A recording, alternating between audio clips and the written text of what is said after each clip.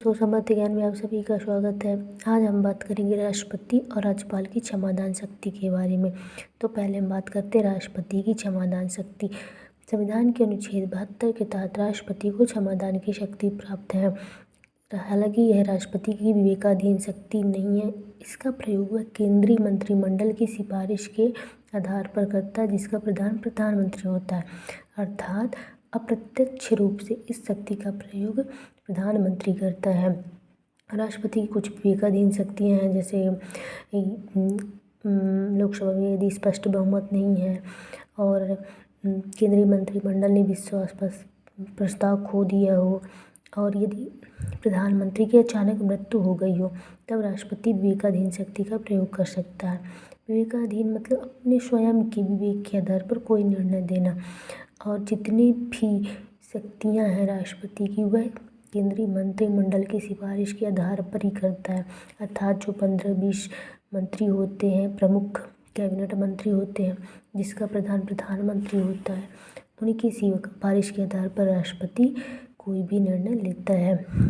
अर्थात अगर देखा जाए तो ये किसकी शक्ति है? प्रधानमंत्री की शक्ति है। लेकिन संविधान में राष्ट्रपति को यह शक्ति प्राप्त है, संवैधानिक रूप से, वास्तविक रूप से नहीं। तो अब हम बात करेंगे किन किन मामलों में राष्ट्रपति को यह शक्ति प्राप्त है। संघीय मामलों के विरुद्ध संघ मामले और राज्य के मामले अलग अलग होते हैं। संविधान की अनुसूची 7 में शक्तियों के बंटवारे का वर्णन है। जो संघ और राज्य के अलग अलग मामले हैं, संपत्ति सूची भी है, वो एक अलग विषय है। जो संघीय मामले हैं तो उनके विरुद्ध यदि कोई भी व्यक्ति दंडित है, तब राष्ट्रपति उस व्यक्ति की सज़ा को माफ़ कर सकता है।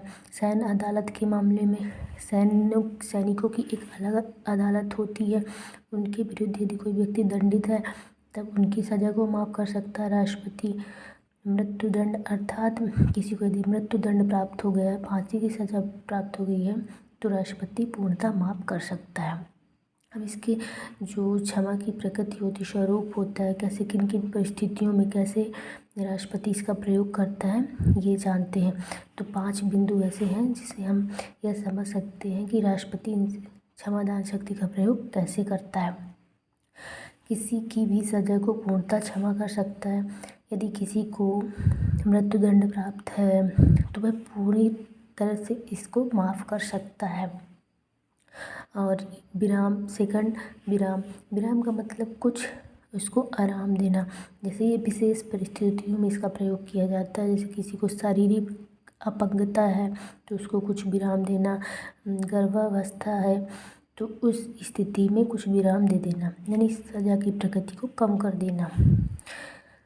अब तीसरा पॉइंट है लघुकरण अर्थात सज़ा की प्रकृति को कम करना। जैसे कि यदि किसी व्यक्ति को मृत्युदंड प्राप्त है, तो उसकी सज़ा को आजीवन कारावास में बदल देना, कुछ समयावधि निर्धारित कर देना, ये लघुकरण है। परिहार के अंतर्गत क्या होता है? सज़ा की प्रगति में परिवर्तन किए बिना सज़ा को कम करना। जैसे यदि किसी व्यक्ति को 14 साल की सज़ा प्राप्त है, तो 7 साल कर देना, 5 साल कर देना, 10 साल कर देना, वह राष्ट्रपति के ऊपर निर्भर करता है। प्रविलंबन करना मतलब अस्थायी रोक लगा देना। यदि किसी व्यक्ति को किसी निश्चित समयावधि में, निश्चित दिन, यदि किसी को फांसी की सज़ा सुनाई गई है, तो उसको आगे बढ़ा देना। यदि किसी को 10 तारीख को प्राप्त है यदि सज़ा, तो उसको 20 कर देना, आगे कर 18 कर देना, अगले महीने कर देना, ऐसे मतलब विलम्ब कर देना सज़ा को। तो ये राष्ट्रपति की क्षमादान कैसे कर इन शक्तियों का प्रयोग करता है, इसके बारे में हमने जाना। हम बात करेंगे राज्यपाल की क्षमादान शक्ति के बारे में। इसको क्या कौन कौन सी शक्ति प्राप्त है? तो राज्यपाल को संविधान के अनुच्छेद 161 के तहत यह शक्ति प्राप्त है। राज्य विधि मतलब कानून, राज्य विधि के विरुद्ध दंडित व्यक्ति की सज़ा को माफ़ कर सकता है, कम कर सकता है, सज़ा की प्रकृति को बदल सकता है, परिवर्तन कर सकता है। हाँ, लेकिन यदि किसी को मृत्युदंड प्राप्त है, चाहे वो राज्य विधि के विरुद्ध ही क्यों न हो, मृत्युदंड की सज़ा को पूर्णतः माफ़ नहीं कर सकता है राज्यपाल।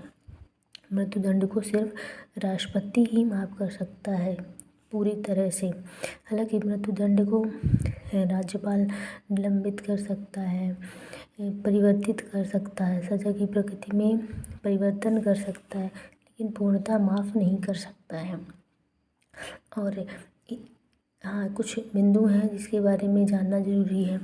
यदि कोई भी व्यक्ति जो अपराधी है, यदि एक बार याचिका दायर करता है और राष्ट्रपति ने उस याचिका को खारिज कर दिया है, तो वह पुनः याचिका दायर नहीं कर सकता और न्यायपालिका के द्वारा समीक्षा नहीं की जा सकती।